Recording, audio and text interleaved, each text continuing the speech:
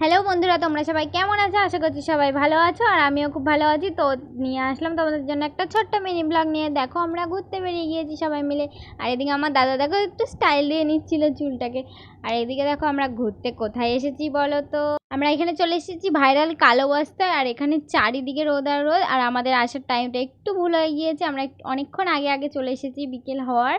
তো এসে দেখছি এখানে শুধু রোদ আর রোদ। আর এখানে দেখো একজনের সাইকেলের উপরে দাঁড়িয়ে আছে, মানে হেলান দিয়ে। দেখো মনে করছে যেন নিজের সাইকেল, এরকমভাবে দাঁড়িয়ে আছে। আর এদিকে দেখো আমার ভাগ্নে হেসে দিল আমার ভিডিও করা দেখে। আর এদিকে দেখো অনেকেই মাছ ধরছিল, কয়েকজনা।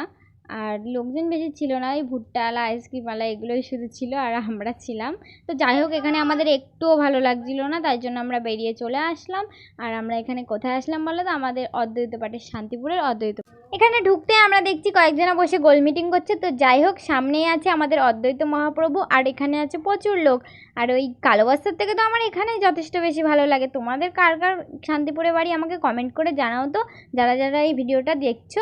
তো যাই হোক, এখানে ঘোরাঘুরি কমপ্লিট করে আমরা বেরিয়ে চলে আসলাম। এদিকে দেখো মাঠের দিকে এসে মামা ভাগ্নের খেলা।